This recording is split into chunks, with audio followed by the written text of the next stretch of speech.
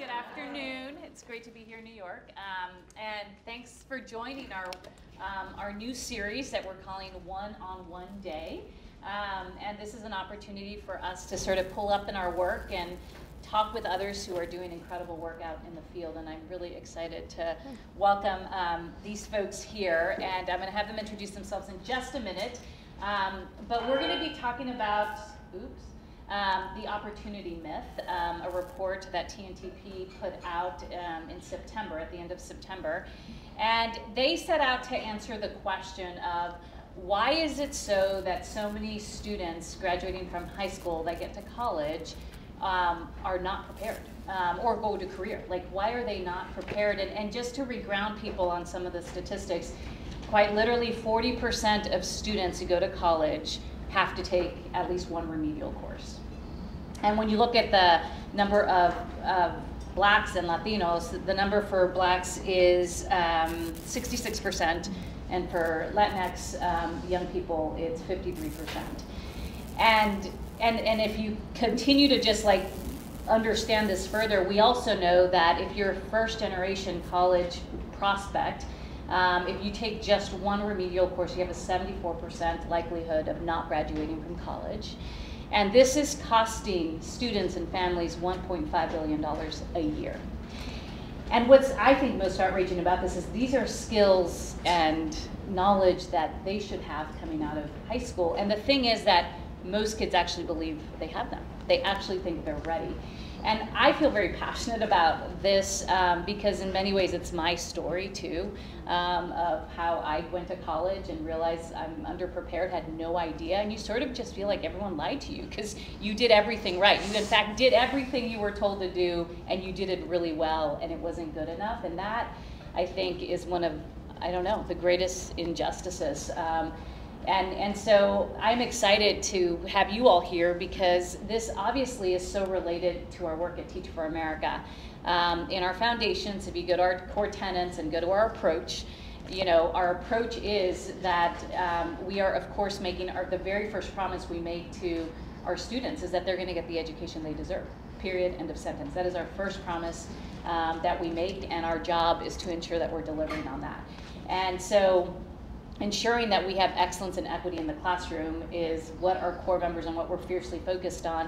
And I think that this is going to just help provoke really important conversation and help us reflect and learn as we work to deliver on the promise that we make to our students. And of course, we all know that because of when our teachers are able to be successful, their minds and their hearts are changed forever. They really get this belief of what's possible and an outrage and a commitment to do something about it the rest of their life. Like, that's the linchpin to our whole, you know, to our whole big idea here. And so I'm excited to have you all. We have TNTP CEO Dan, and then we have two partners here, Jamila and Bailey, who are also Teach for America alumni and worked on staff, and so very, very near and dear to our community. But I'm going to have you all introduce yourselves first. Tell us a little bit about your background with Courier, you know, what you all have been up to, so the audience gets a sense of you. Yeah, hi Teach for America. It's great to be here. Thank you, really, thank you for having us. It's an honor. Dan Weisberg, I'm the CEO at TNTP, and as evidenced by the gray hair, I'm so old that when I was in college, there was no Teach for America. I know it's hard to believe that there was such a time, but there was, sadly, for me. So instead he went to law school. See what happens?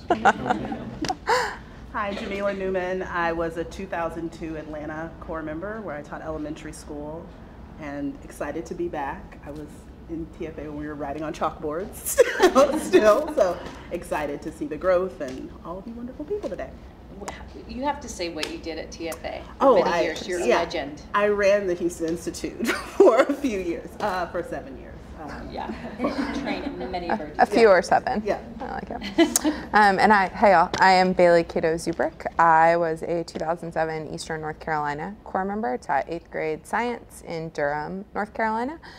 Joined staff and was a program director for a couple of years at Teach for America Jacksonville, and was the partner on this report, so led our team that produced it. Yeah, which is awesome. We are so honored and privileged to have you all join us. Thank you for taking the time to do it. So we are going to assume that you all read the executive summary of the report. And so with that understanding, I want you to start, Dan, with just giving the headlines. Take the next 5 minutes or so to tell us the overview and the things that are most important for these folks to get the voiceover on as they internalize this. Yeah, we're happy to do that quickly. I mean, one thing I just want to say, I mean, we really are honored to be here. Bailey's starting to sweat because the old man is going off script immediately. He usually waits 5 minutes before he goes off script. But seriously, I mean, we're here at Teach for America. I don't think you all hear enough from folks who are outside the organization what a key role you play in the field in general. And you guys have been and remain such a wellspring of talent and impact and integrity. So I know that one of the core values of Teach for America is you all don't focus on yourselves and you focus on the mission, and that's one of the things that makes you great. But just know that folks like us at TNTP who are working in the field really tremendously admire all the work that you guys do every day. So Thank you, Dan. So now I have 4 minutes to give you the headlines, and I understand this is Teach for America where you guys actually do the pre-work. So what I will go through it very, very quickly. But just to say, the opportunity myth, like probably the issue we debated internally the most was the title, and it actually matters because it's a signal. And for us, I mean, as you may have seen in the executive summary, the opportunity myth is the story that Elisa was talking about. It was your story, the story of millions of kids, the story of the kids that we profiled in the report, who, by the way, are, if you get a chance to read it, these are real kids. These are not kids made up by Hollywood script writers. These are not composites. These are real kids. We just changed the names so we couldn't identify them. Their story is, hey, we were asked to go to school every day. We were asked to work hard, do our work in classroom, do our work at home, listen to what our teachers ask us to do and our administrators and everybody else. And if we do all that and we're diligent, the promise is that we're going to end up high school, not just walk across the stage, getting the diploma, but ready for success, whether it's college, career, what have you. And the reality is most kids do what we ask them to do. And with that promise, and the promise turns out to be a myth, hence the opportunity myth. But the flip side of that myth that I think is just as important and something we reflect on in the course of doing this report, which is if kids are not successful, and Elisa gave the statistics, which are pretty sobering, about how many kids, we got record numbers of kids who are graduating high school, as you guys all know. We got record numbers of kids who are enrolling in college, and record numbers of kids finding themselves not prepared to do college work. So if kids don't graduate high school on time, if they get to college and they're not successful in getting a degree in college, the assumption is, for most of us in the system, is that that's their deficit. Right? That is something that is wrong with them, is wrong with their families, is wrong with where they come from, whatever it is, it's their deficit, it's not ours.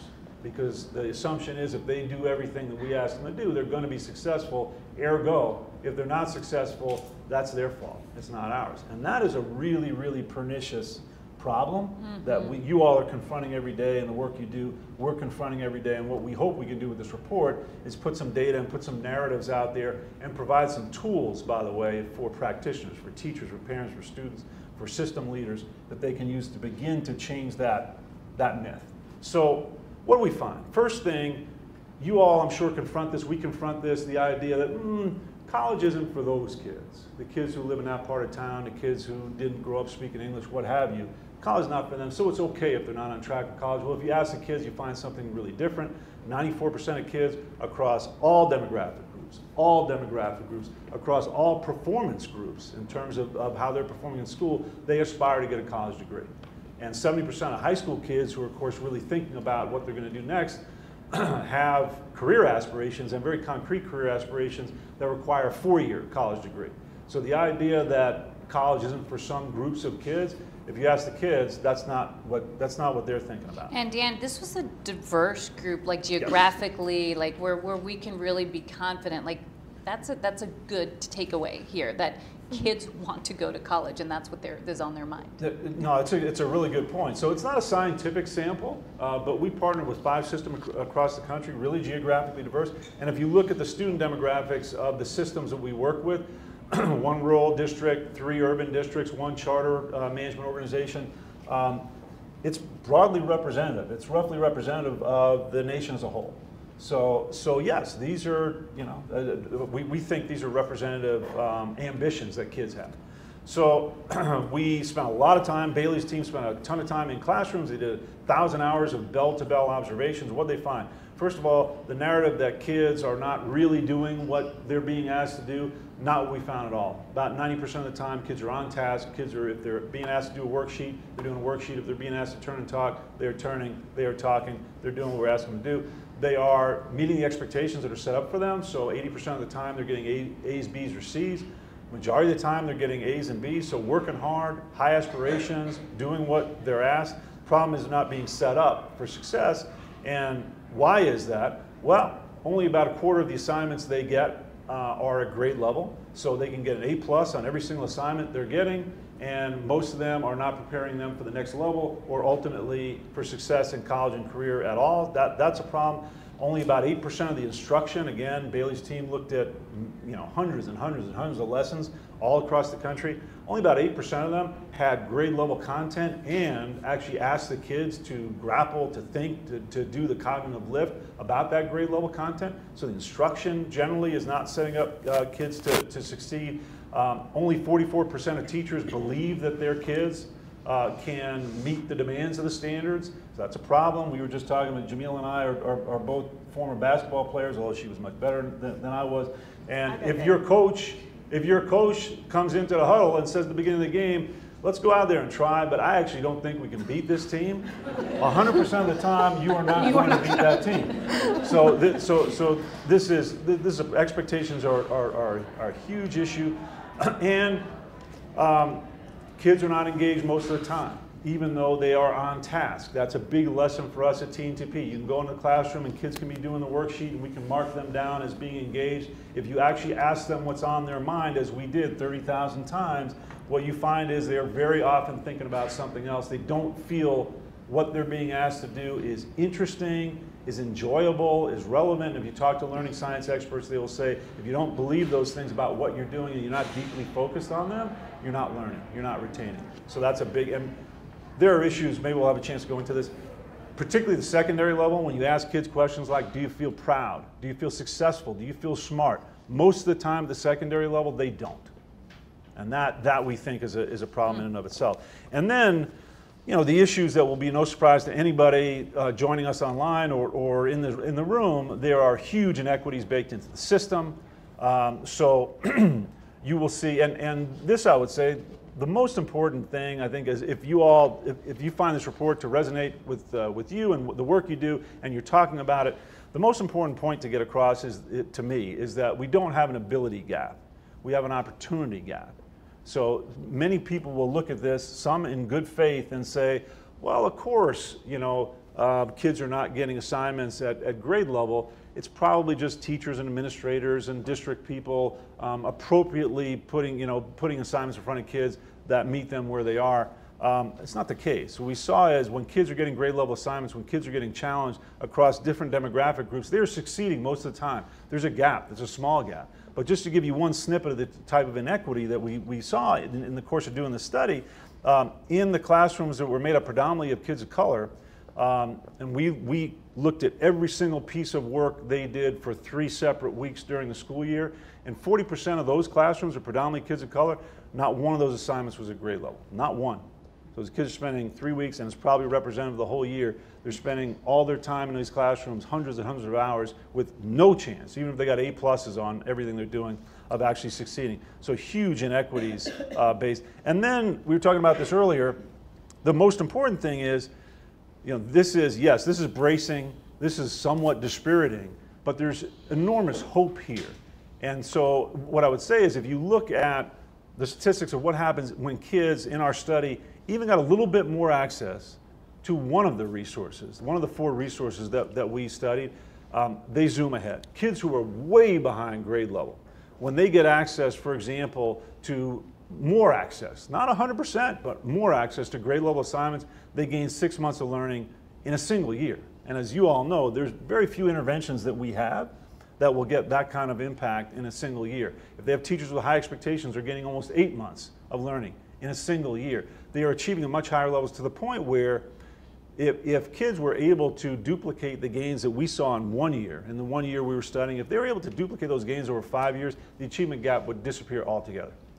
So kids can and do achieve. Again, we don't have an ability gap, we have an opportunity gap. And the hope there, and I'll end on this, is that if we can figure out, now there's a lot of complexities, I'm sure we'll get a chance to touch on some of these, about how to do this. This is not just an operational issue, but if we can figure out how to give kids more access to these resources, they are going to make short-term and long-term gains that we're all going to be very proud of. So that's where we hope everybody who takes a look at the report is really thinking about as they think about what to do today and the next day and the day after that.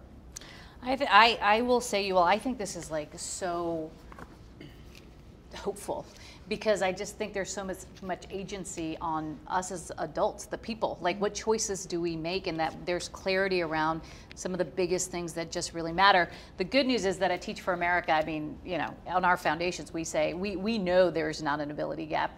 We know that smarts and genius are distributed equally across all lines of difference, but the potential to meet that is not, and that's the whole thing that really galvanizes us here. So I want to turn to Bailey and Jamila here. You all have been at this work for quite some time. So it's just interesting from just a personal, your own experience.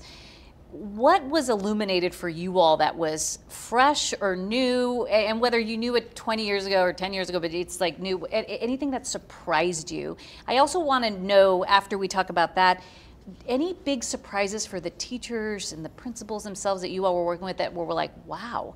I think that would be interesting for us to hear from you all. So let's start with your own, like, what's your reflection on this and surprises, illuminations? I think one of the most surprising things to me goes back to something that Dan said, which is we have, as a field, I don't think, we were attempting to look systematically at what is happening in classrooms and to try to understand some of the causes of the choices that adults at the classroom level, at the school level, and the system level are making that result in the daily experiences that kids have. And I think intellectually, I mean, I applied for Teach for America because I believe there were inequities that took place at the classroom level, at the school level, and at the system level. But for me, one of the things that was surprising, and I think it was actually also surprising to our district partners, is just the level of inequitable access we saw to some basic things in a system that promises kids, if you show up and do what you're asked, you'll be set up. When you say basic things, you mean like assignments that are on grade level. Yeah. And so I think for me, intellectually, I knew that was true. I've spent a decent amount of time in classrooms since 2007, but being able to systematize and speak to in a grounded in data way, just the level of different opportunities we're giving to kids in classrooms was illuminating for me, and like I said, was also illuminating for some of our superintendent partners who, to be frank, you know, said, we shared this data about their districts with them and said, like, I see my PARCC scores. I know I've got gaps and inequities in those, but like had no idea that the daily experiences that kids were having were so different. Yeah, I think for me, my professional sweet spot has often been with like the novice teacher or the novice school leader who's trying to kind of figure out how to support and develop teachers. And I think the thing that was really interesting to me is I think the archetype for our nation when it comes to like what good teaching is a teacher who like paints outside the lines, like does something radically different than the district norm. And this really made us start to question that archetype of like, do we really want to start having teachers immediately think about modifying what you've been asked to do? And actually, do we want them to get good at simply doing the work of their district or doing the work of their curriculum and materials? And I think really, you know, Common Core in 2009 had us really rethinking standards and rethinking the teaching profession. This has made me even think about it a lot more in terms of teacher development, because I think even as a leader, when I was going into classrooms, I was excited to see the teacher who's like, this is not anywhere in the curriculum, and now this teacher is doing, you know, but now I'm like, wait, this is not anywhere in the curriculum. You know, it's a very different approach. And so it's just making me think, do we need to start redefining for teachers what it means to be a teacher, what it means to be autonomous in the world of a teacher, what it means to be creative. because we see that sometimes we're making choices for kids that actually is not setting them up to be successful. So to just, since you led this report, Bailey, maybe tell us a little bit, and then Dan, it'd be interesting to get your perspective. As you said, we're going to prioritize this, like why this, and how did you all get into that? But you all named the 4 resources: high expectations, deep engagement, strong instruction, and grade appropriate assignments, and grade appropriate assignments. So, did you all know that's what you walked in saying? Here are the things we know. We're going to go discover and we're going to go research this. Tell us how that. So much easier if that had been. Tell us how this all came about. So and how you landed here. TNTP produces. And what were your hypotheses? Yeah, some of them blew up, just so you know. There were a couple of hypotheses that blew up in a way where I was like, do I still have a job? Cool. So we produce one of these reports about once every 3 years, and they come from work we're doing with schools and districts around the country. We see something interesting that seems worth digging into, and we design a research study to try to dig into it more deeply. This one came from work we were doing to support schools and districts to implement what at the time were new standards. Districts called us up and essentially said, like, got these new standards, we're not seeing movement as fast as we want to. Can you help us figure that out? And as we walked thousands of classrooms around the country, we did see, there were lots of assignments that were not giving kids a chance to meet the demands of rigorous standards, and there was lots of instruction where grown-ups were doing the thinking. And so we did, I think, expect to see those 2 things when I think about the hypotheses we had going in. But as we designed this study, we essentially said, whose perspective we don't often get that would be really interesting here? Let's ask kids what it's like to experience an assignment that's well below grade level. Let's ask kids to tell us what it's like to experience an assignment that is on grade level. And so we designed this, standing on the shoulders of researchers before us, this methodology where we could, in the moment, give kids surveys and have them tell us on a daily basis how they were feeling in class. And I think in terms What's of... an example of that? So I think we systematically asked kids a set of questions on a daily basis. Kids would wear a watch. Don't tell the kids, you guys. They were potty training watches. We initially were like, we're going to buy iPads for every kid, and then scaled back a little bit. But their watch would vibrate, and they would stop and take a survey that said, tell us what you're thinking about in this moment, so free text box. Are you proud of what you're doing right now? Is it interesting? Are you enjoying yourself? Do you know why you're learning, what you're learning, type questions? And I think with those 3 things, our hypothesis was kids would be getting inequitable access to high quality assignments, strong instruction, deep engagement. We would see that access break down along racial lines, socioeconomic lines, et cetera. That proved out. One hypothesis that we had that blew up, to be honest, was we thought that kids would rate assignments the same way we did. So my team rated the 5,500, 6,000 assignments we collected. And then we had surveys that kids took while they were working on that assignment. And I could say, I could connect them. Oh. Yeah, so I could say, like, this is what Jamila thought in second period English class on January 22nd when she was working on this thing. And we thought content would really be the driver of kids' engagement. It was not. We actually saw a really strong relationship between instruction, how content was delivered, and engagement, but kids did not consistently say, like, that's a grade level assignment, I love it. That's a below grade level assignment, I hate it. Which I think was a hypothesis that we had and has certainly caused us to rethink some of our work as we think about, we fundamentally believe that kids deserve access to grade level assignments. It also needs to be delivered in a way that's engaging. We talked to some learning scientists when we found this, and it was humbling because they were like, it's so neat that you thought you were going to find that. We don't know why.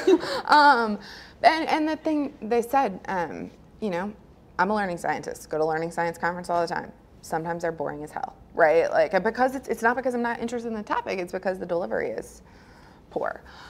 I would say the other thing we didn't expect to find, and was actually nowhere in our research questions when we started, was actually our finding on expectations. So we gave all the teachers participating in our study a survey, and we thought we had designed a survey that would give us information about what they felt about the standards. And when we did some analysis, we realized we had actually developed a set of questions that were telling us about two separate things. One of those things was belief in the standards. Do you think the stuff in the standards is the right content? And then the other was actually, do you think your kids can do it? Do you think your kids can do the stuff in these standards? And as Dan said, we saw a big disconnect there. Lots of teachers saying, you know, I think this stuff is the right stuff, but I'm not sure my kids can do it. Want to name really explicitly. We didn't set out to find that. We didn't mean to find it. So we surveyed teachers. We didn't survey school leaders, district leaders. Our staff have no reason to think that we would see different things if we surveyed those folks, right? Have no reason to think that, like, school leaders all have high expectations and teachers are the gap, or district leaders all have high expectations and school leaders are the gap, or TNTPers all have high expectations. Like, we didn't ask those questions. But that was something I think that was surprising to us and has caused us to really think about how to shift our work to start to address that systematically. Anything you would add, Jamila or Dan? Yeah, I think with this, like, idea of high expectations, I think it is both. I think it was also kind of teachers calling out that my expectations for my students might also be my own understanding and knowledge of the standards as well. So it may not be kind of rooted in student, like they're actually, but like, I don't actually as a teacher have the ability to get my kids there. So I don't think that a can skill be, thing. Yeah. Right, and so because I think there are lots of teachers out there who are very hypersensitive and aware to the idea that, like, I don't actually know what this vision even looks like in the classroom, of like, when you tell me that this is my standard, I have no way of illustrating this to anybody that I'm talking to, of like what this is supposed to be. And so I think that's why things like curriculum are helpful, because they provide that illustration. But even still, if you're not able to make that connection between the standard language and the language of this curricular tool, there can still remain a gap of teachers really understanding what the standard or the content means. I find that to be so interesting. You know, obviously at Teach for America, through our selection process, we're actually looking for the mindset of deep belief in the potential of children, growth mindset, and that's something that we screen for.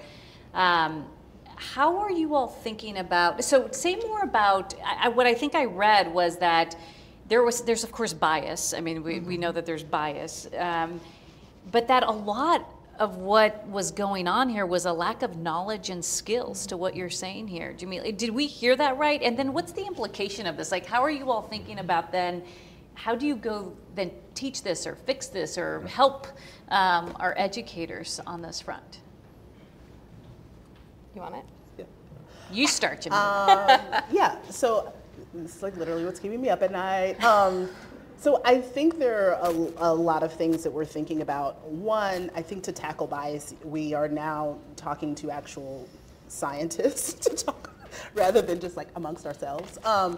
And we're getting some hard lessons that we didn't necessarily think about going in. I think I come from the era in Teach for America where we had like a session on your mindsets and your expectations, and you were supposed to leave that session having cried and change those behaviors. Like, you know, and we've learned that that's not the best approach, that actually through having teachers and adults engage in activities that aren't necessarily targeted and clear and saying like, this is all about equity or this is all about expectations, having them engage in like reflective activities that are almost tangentially and will get at the expectations. So we have something in our programming called Good to Great, where we actually just tell teachers to kind of jump off the diving board, give it a try, where we give them high quality materials and give them high quality lessons.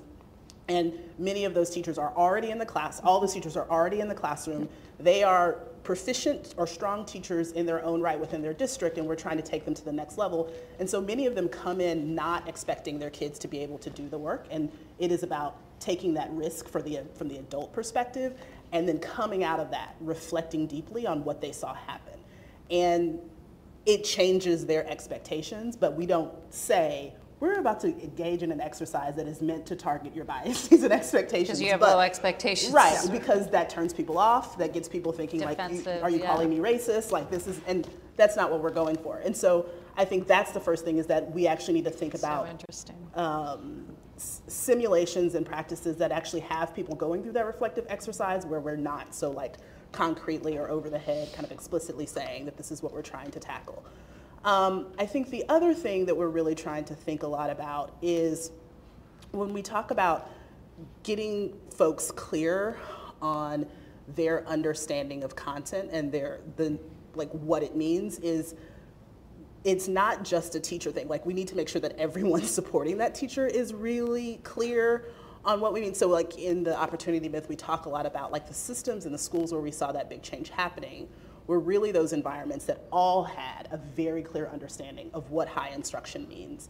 And I think we have to start thinking even beyond the standards and having people understand that when we talk about a content area, or we talk about ELA or math or science, there are things that go even beyond the standards that we want our teachers to understand. So ELA is not about the standards, it's about getting kids to deeply understand text and being able to talk and write about those texts in really meaningful ways, and always having that as the backdrop of our conversation. Or in math, really the goal is having kids deeply understand problem solving and being able to present problems in multiple ways, both in symbols as well as in, so having that knowledge above the standards is really important, and like having teachers think beyond like, okay, standard 4.1 tells me that I need to do this, but ultimately what I'm trying to do is actually get kids to read this text and understand it in a deep and meaningful way. So I think those are two things, like what does that practice and reflection look like, and what ultimately are we trying to do with this content area, or some things that we're trying to like really marry and bring together with our teacher development programs. How do you want to? The only thing I would add in is I think about Teach for America's leadership in the field, and when I think about differences we saw in our districts, particularly in teachers having high expectations. We had one district, it was our CMO partner, who pretty uniformly had teachers who had high expectations. And when we dug into that with them and we asked them, like this is an outlier in a lot of our districts. We're looking at like 30% of teachers who have shared with us that they believe teachers can meet the demands of the standards. And at your schools that participated, we're looking at, 85, 90%. That's pretty different. What's going on here?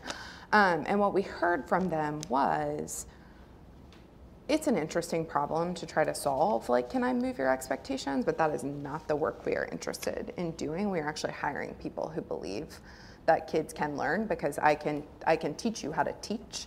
And it's maybe we can move. I think we as a field have a lot to learn. And if you don't fully believe that kids can do it, can I change that? But they essentially fundamentally said, like, that's not the problem we're trying to solve. We are trying to, we select people who believe that kids can do it, and then we teach them to do the things instructionally that we need them to do. And I think Teach for America has been a leader in the field. And that, when I remember how I was trained on how to select people long ago. They say this. The other thing, just to connect to the work you all are doing, one of the elephants in the room is lack of diversity in the teacher force. And so what we picked up, not a surprise to anybody who's done research, is that teachers of color have much higher expectations as a rule for kids of color than do white teachers. And that's real, and that's an issue. And when you look at the fact that only, now a majority of our kids across the country are kids of color, but you only got about 18% of the workforce, of the teacher workforce, made up of people of color, that's a gap. We see that play out, and I know you all see that play out. And it's one of the things I will say, it's on my mind now is, certainly we as alt-cert providers have a hand in that, although, Teach for America has been a leader in diversity for a long time and continues to be, and we've made strides there. But the reality is most 80% of teachers come from higher ed programs, and although there are exceptions to this, most higher ed programs are homogeneous white programs. Correct. And that is a problem, and that's a fixable problem, and that's a problem we can make real gains on in the short term. We know that because we've done the work. You all know that because you've done the work. And at this point, there is not the combination of intrinsic motivation in that field to change and extrinsic pressure. And so part of what we are going to do on the heels of this report, it is not the panacea, will not fix everything, but it is going to make a difference for all kids, and particularly kids of color, if we can move the field of teacher prep to produce a more representative, diverse group of teachers in the pipeline. Yeah, and we all know alternative certification paths are way more diverse than schools of education. I think we also have to reckon with how young people are seeing their lives and their careers and what choices they're made to figure out how to. I think we need to reimagine how we're just thinking about that work. But that's for another conversation. Can you all talk a little? I don't know who wants to start, but so we talked about high expectations, and this. I was thinking about how we train our teachers at Teach for America, right? So a lot of this, and you will know a lot. I mean, maybe Jamila should start. In our summer training, we have students who are far behind, and most of our core members, right, are going into classrooms with kids that are far behind. What I'm hearing you all say is, which I don't think is intuitive to anyone, to say you need to be like focused on grade level material when your child or the majority of your students are 2 or 3 grade levels behind or more. Talk more about what you're learning. Like how do you, if a bunch of teachers are listening to us right now, people who train teachers are like, what are y'all talking about? I mean, how do you do that? Because it's not intuitive, and that sounds very difficult. But you all are saying this is a big lever, and actually kids are rising to the occasion when you're actually putting it in front of them. We need to hear more about this. I think at Institute, and I know that the structure has changed dramatically since I was at Institute, but I think Institute is a really interesting place because I think as a novice teacher coming in, you don't necessarily have a preconceived notion of like what kids can and cannot do. So I think— Well, you believe they can do everything. You believe they can do everything. And so you are actually primed to like, okay, this is what I'm supposed to present to kids. Okay, like you're open to that. And so I actually think it might be important for Teach for America in particular to think about what are you doing with your core members 6 months in or 3 months in, right? Like when, now I really know my data, right? And I'm in my classroom and I'm responsible for like, these actually are my kids, are on my roster. Now what am I doing? Like I think you can give them that entry point at Institute, but I think there is Institute is a learning incubator, right? Where you get a chance to like fail and succeed and, reflect and things like that. But I think it's that time when you're actually with your kids that can be a little bit scary, and having people think about those moments as well. Like that first fall survey, I know that goes out of how are you feeling when core members are in a little bit of an awkward place. And so I think about how your support systems around that and like revisiting that expectation that you set at Institute of like we are getting grade level materials in front of kids. Like this is when it gets hard. When you've got the kids' names and faces and they're looking at you and like being prepared and going in every single day, it's easier at Institute and it feels safer at Institute to try this, and it's going to feel risky when you're actually on the ground and maybe looking around and nobody else is doing that. So what does that actually look like? The other thing I would add there is I think in the classrooms that we visited in the Opportunity Myth, we saw a lot of scaffolding to nowhere. So the concept of scaffolding is I'm building scaffolding up to something and then I take it down, and I think that we saw a lot of teachers who were working really hard, who knew their kids were behind, who said, I'm scared to just slap a 8th grade level text in front of my 8th graders who read like 5th graders. And I think as a field, we have explicitly taught people, at TNTP, we have explicitly taught people the way to solve that problem, here's your 5th grade text, Jamila. And potentially what ends up happening is you read 5th grade text all year, and then maybe next year in 9th grade you get to read 6th grade level text. And I actually think we as a field have a lot of thinking to do about what are the ways that I can help you access that 8th grade level text. Like what are the ways that I can help you access that 8th grade level math problem? I can read that text out loud to you so you hear a fluent reader reading it, or I can read the hardest chunks out loud to you, and that would be an appropriate level of support, of like just giving you a dumbed down text because I'm not sure you'll be able to do it. I think we are wrestling with a lot internally. What are things that work there? What are things that don't? And then what are the practices that, to be frank, we have taught people for years that we take for granted are good practice, that are actually gutting rigor and not giving kids a chance to try. Or we're having really bastardized definitions of scaffolding and differentiation, and they're becoming terms that we use to couch inequity. Yeah. And so I think it is also about going back to the fundamentals of like, let's remember what this is supposed to be and what it's not. And so to be fair, I think there is a place for scaffolding and differentiation, but I think we have now created this like monster that has gotten very far out of control in the classroom. Great. So we have about 15 minutes left, and I want to bring you all here that are with us in the room and virtually into the conversation. So I just got handed note cards, and I was testing to see if I could understand your writing or whoever wrote these, and I think I might be able to get through it. So these are apparently in the order of popularity of the questions coming in, and so I'm just going to read it, and we'll take it from there.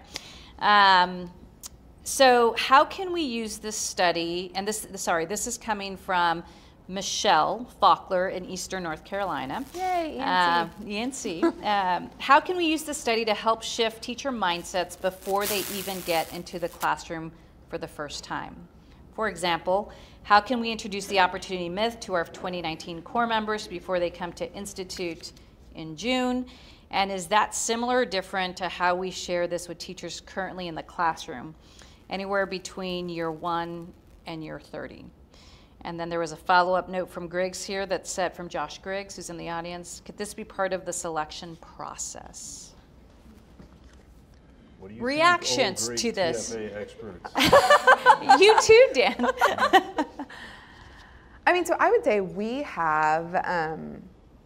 shared this study with teachers and are thinking about how to actually share this study as part of our training program. And I think, there are lots of different like technical ways to do it. We are actually thinking about like, do we develop a book club guide? We're getting all these requests from hard copies from districts when we call them and say like, what are you going to do with these 500 hard copies of this thing? And they're like, we're doing a book club and we want to talk about it with our teachers and with our school leaders. And then we want folks to spend time with their action guides and spend time with your resource toolkit. But first, we really want to understand the depth of the problem. And so I think there are certainly ways to use it like that. I think we also in our toolkit tried to develop resources that teachers at any level at any experience level in their career could actually do a gut check on where am I getting this right in my classroom, and where am I struggling? What do I need to work on? And in terms of selection model, the questions we used and the resources we used are freely out there. Do what you want to with them. Yeah, I know when I joined TFA, I joined with my own story in mind, similar to what we were sharing earlier, and I thought of it as a way of not only kind of balancing the scale from an educational perspective, but also balancing the scale in terms of issues of race, issues of poverty, but I think there is an enormity of recognizing that there is that power in education to kind of hit at all of those areas. It could be overwhelming to be me and my second graders, I'm here teaching you how to read, but I'm actually teaching you about how to knock down some very systemic walls within our society. And so I think what I love about the opportunity myth is it posits this idea of agency for teachers, of reminding them that you do have power. And so I think it could be something as a really good kind of cornerstone to programming to say, you are going to get in your buildings and get in your schools and feel as if you don't, right? But here's this tool shows you where you do, that you can make decisions that mean that none of your students experience the opportunities that they envision for themselves, or you can be really responsible for ensuring that they do. And so I think that could be a way of really introducing core members to this work, that there is really, I think sometimes we talk about the power of core members as going outside of your classroom and you know, starting a teacher group or like running for school board or like doing, like in your classroom, there is agency and power, and like, let's make sure we're all clear of what that is. And it lies in our ability to give our kids access to these 4 things. And are truly transformational if we do it right. Yeah. Okay, I'm going to toss this one to you, Dan. Samantha Hoare, our executive director in Miami-Dade. All right.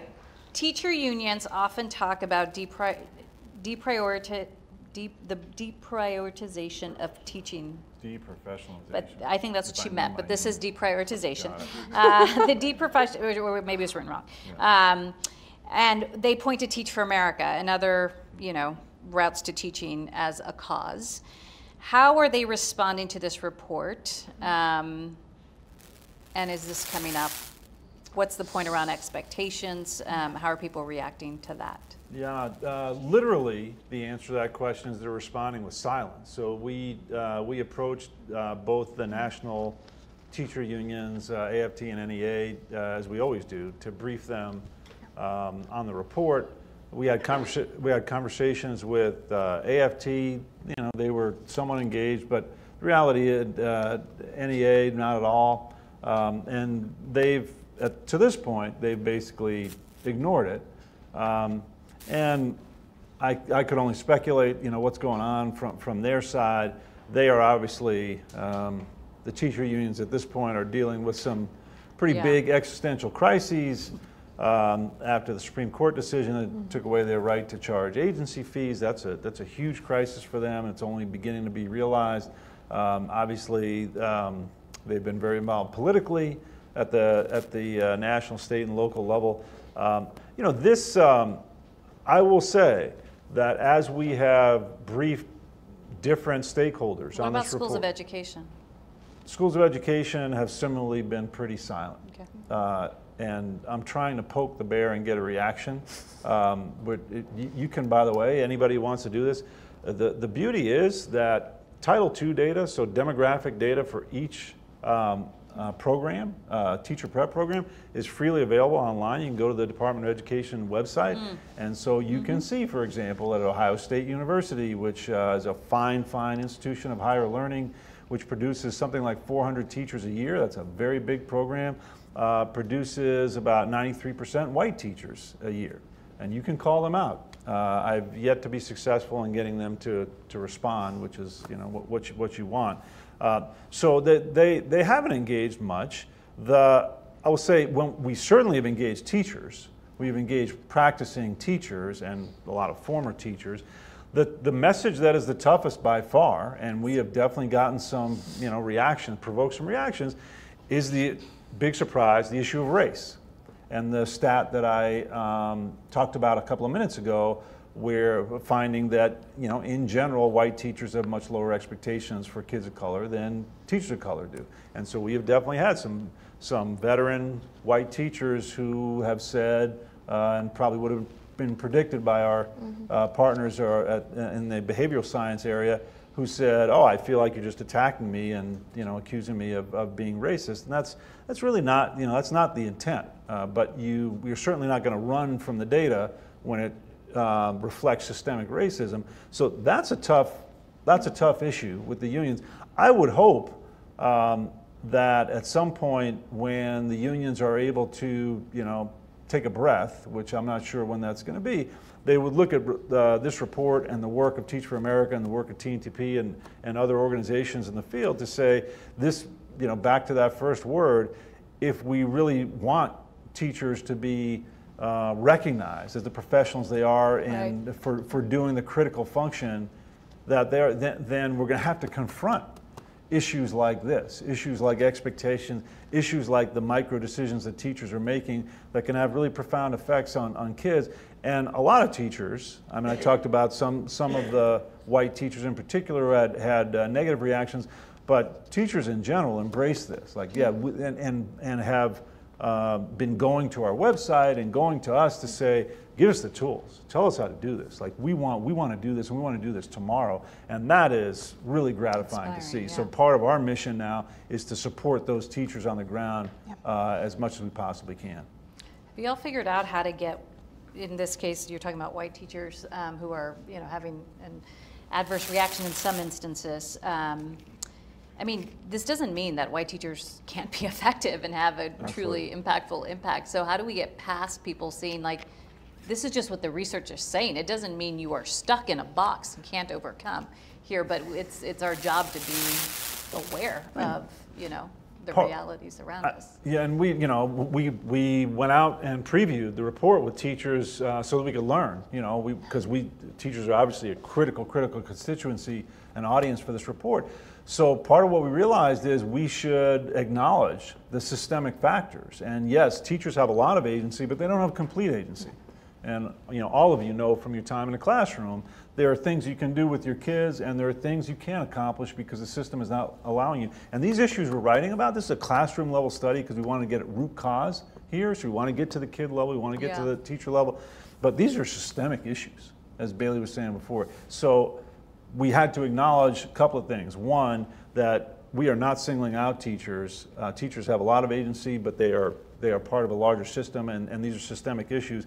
Two, that what Jamila was talking about, this is really hard.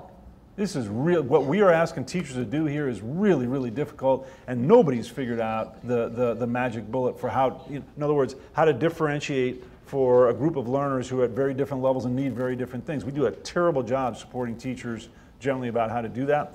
And the third thing is we ask them to do these really hard things under tough conditions where very often they're not paid fairly and adequately, and they're not given support. There's no air conditioning in the summer, there's no heat in the winter. So we have to talk about those issues too. Those are real. And what we don't want anybody to do, policymakers, elected officials, so forth, is to look at this and say, we just have to fix the teachers. No. We've got to fix the institutions. And teachers are definitely a part of that, but they're only a part of it. Yeah.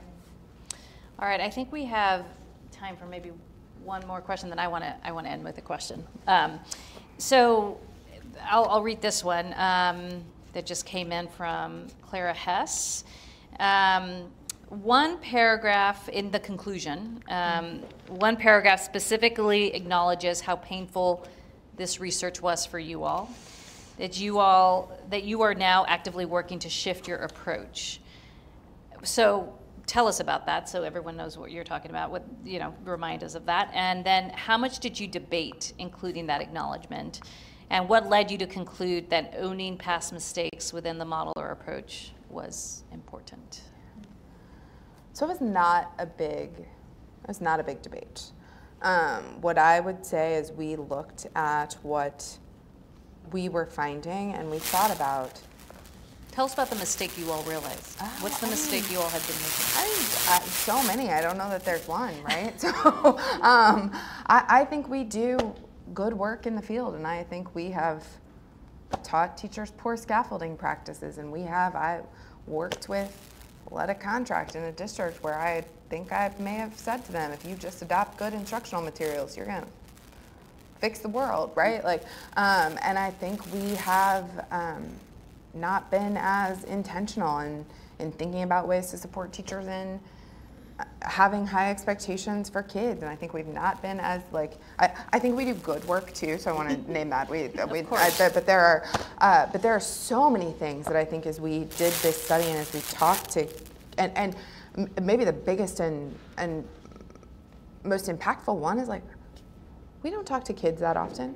We don't ask them that often how school is going, or if it's good for them, or if it's engaging, or if it's interesting. I led a contract for 3 years in Memphis, which is the city where I lived, where my opinion of what was happening governed our perceptions about what was happening. We didn't spend much time thoughtfully engaging kids who, by the way, have smarter things to say than actually I do when you sit down and truly engage them. And so when I think about all of that and thinking about the need to move the needle for us, we felt the need to own that, partially because it is true we've made those missteps, and also partially because typically in our reports we put forth this beautiful operational plan that is, you want to evaluate your teachers better and differentiate their performance. Here's how you do it. You want to retain your best teachers, take these 7 steps. We don't have that. We have some ideas that we think are good for how to move the needle, but we don't have a a perfect operational plan for addressing the opportunity myth. And so for us, not to own what I think is authentic humility about what we've screwed up and also what we still have to learn to give kids equitable access to affordable resources. My manager jokes with me that I'm not dogmatic, and I was like, no, to be clear, I want to be. We haven't found the thing that I can be dogmatic about yet, and when we find it, I will be dogmatic, you guys. But we don't have the perfect answer, and so we felt the need, I think, to own that. I think we all appreciate that reflection. I mean, we're all doing our best with the best information. I think the point is we have to have a very rigorous orientation to learning and data and looking in the mirror. Are we actually doing what we say we're doing? How do we know? And is it working? And talking to our key constituents, which leads me to a question I want to ask. You all put the student, as you said, which I think is so powerful. And I remember when we made that shift at Teach for America, we were very much focused on significant gains. There was the era of significant gains for those of you that were around. That was from 2001 to 2008 or so, where we were just 2 levels of grade, 80% proficiency. Is it working? Yes, it's going. We're winning. But then you started to realize, we started to hear alums say, wait a minute, 3 years later, we're not seeing the same impact. And so what's actually going on? And we're walking into classrooms and they don't feel, they're not life-giving. They don't feel joyful. They don't feel how you want to feel when you're walking to your kid's class. And so that led us to start to say, well, let's start talking to kids and what do they want for their lives and how do you have transformational change? If y'all remember the transformational teaching era where we started to say, how do you make an impact beyond these 2 years that's meaningful? And so the only way to do that is to center on the student, what they want, and access and opportunity, and building your own, your own personal skills. And it's just so powerful. So you all, 30,000 surveys, you all actually followed and were in relationship with 50 kids, I think it was, that I read. Mm-hmm. Tell us a little bit about, if something didn't make here, but what impact that had on you all, because it sounds like you all actually built relationships with the children that you were studying or helping to learn from. Mm-hmm. So I would say actually maybe one of the hardest parts of reading the report, or of leading the report, we had a student advisory panel and a group of students who helped us make sense of the findings, and we also had relationships with these students and our district partners, and they wanted to read the report. The middle and high schoolers were like, you studied us. We want to know what you found. And I think one of the hardest things for me, and you can hear, we had some students who were on our student advisory panel at our national launch event. Probably the proudest I've been is hearing them say this feels like good work that represents what I've experienced. But one of the hardest things we did was say, this is what we found about the promises we're breaking to you. We make them. We promise that if you come, you do. I made this promise to my kids. If you come every day in my 8th grade science classroom, you do what I ask you to, you're going to be ready for high school biology, and then you're going to be ready for college. We tell kids that every day. How did they react to it? It was... There were mixed reactions. A lot of them, almost to a kid, said this feels representative and thank you. But some kids said I knew, but I didn't know it was this systematic. I didn't I think it. I think they both knew it, and it's somewhat similar for us. They knew it, and they had never seen words or numbers given to it. And I think that was emotional and hard for some of them. Yeah. Time's up. We're going to end with one last question, because that's not where we're going to end. We are going to end with you all taking 20 seconds, 30 seconds. And if you all could just stick with me for 2 more minutes. we have to end on what gives you hope. So you all have been at this for some time. I think we're hearing, some folks are like, is this actually possible to gain real traction and movement? And we of course know what's possible. We talked about what we know our kids are capable of. We are seeing systems move the needle, but in the aggregate, people get discouraged. There's all these systemic issues that are at play. Where do you land on your hope here? And any advice or just the thing on your heart, we'd love to close with. Who wants to start? Jamila. I think the slides about where we can be in 5 years are really hopeful. As someone who's been doing a lot of work with clients on academic strategy, where often for superintendents and districts they have like kind of a 10-year plan, when the average tenure is often 3 to 5 years for large urban superintendents. Right. It can be really daunting to think about like, where do we want to be in 2025 or 2030, but like where we can be in 5 years if just giving kids access to one of them at a quarter of the time. And so it feels very close. Whereas before, I think sometimes the vision that we establish for ourselves seems so far off. Like it feels so much more tangible to me than it has in the past, where like we didn't know what we were grasping for. Like we were just like, we know something's missing for kids, but being able to really grab onto this idea of these 4 resources in 5 years' time, really like pushing those things and getting really clear on that, it feels reachable. It feels like I can grasp it now. Yeah, I think the beauty and the power of elevating student voices and student stories and student aspirations, both individually and collectively, comes through in a couple of ways. It gives me tremendous hope for a couple of reasons. Because kids, on the one hand, what they've proven, at least to us, and hopefully to folks who read the report, is that they are actually the greatest experts we have on the quality of education and education policy and education practice. Like, we think they're not really assimilating all the stuff that goes on as we're making choices about what experiences they're going to have. They get it all. They are incredible experts. Like, we may eat in that restaurant 10 times during the year if we go in and observe. Those kids are eating in the restaurant every day, 5 days a week, every week. They know exactly what goes on in that kitchen before the food gets out there. But we don't access that expertise. And so one, they told us in this report, hey, ask us and you're going to learn a lot. You're going to learn more than you're learning from looking at interim assessments or anything else, although we certainly believe in that data. And what they've also done is charted the path, as Jamila said.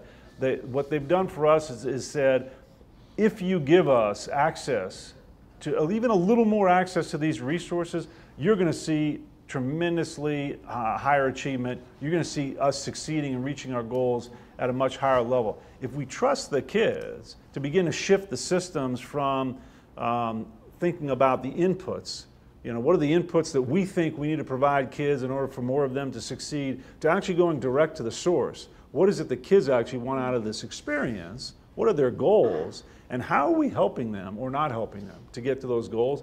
If we make that shift, then what the kids have told us is they're going to have much better experiences and they're going to succeed at much higher levels. That gives me tremendous hope. Last word, Bailey? Ooh, last word, that's how pressure. I think, in addition to what you guys have said, the thing that gives me hope is actually the response we've gotten from teachers when we talked about this. To a teacher in this study, we had people who were, and when I think about your core members, they're people who are working really hard day in and day out, doing the best they know how to do by their kids. And the reaction we've gotten from teachers to our findings is very much, help me do it differently, and I will. And I think that's the reaction we've gotten from school leaders and superintendents. And again, I don't know that we have the perfect answer, but I do think we are building a coalition of people who are determined to figure out the answer and move the needle so that our kids can have the opportunities we promised them. And that gives me tremendous hope. Well, I want to thank you all. You know, two of our core values are, well, we have 7, but two of our core values are learn continuously and choose courage. And you all have modeled that for us. And in the choosing courage, it's not just choosing courage because of what we think we should be doing, but actually centering on the students and the families that we are here to ensure, you know, can meet their full potential. And you all have demonstrated that. And I think this is just so inspiring, and I think really provocative for us in our own work. And so just really want to thank you all for taking time to come be with us. And for all of you, well, let's give them a hand, all of us that are here live. Thank you so much. And of course, we want to get you all's feedback, so if you all could just take time to get on the TFA Hub page where we will have 5 questions. They will take literally a minute. Just quickly give us feedback, because this is not the first of these we're going to do. We want to make sure that we are hearing what you all think worked about this, what you want to see. We'll also put in the Slack channel so that you all can have another opportunity to engage. So thank you all for joining us, and until next time. Thanks, you guys. Thank you. Thanks very much.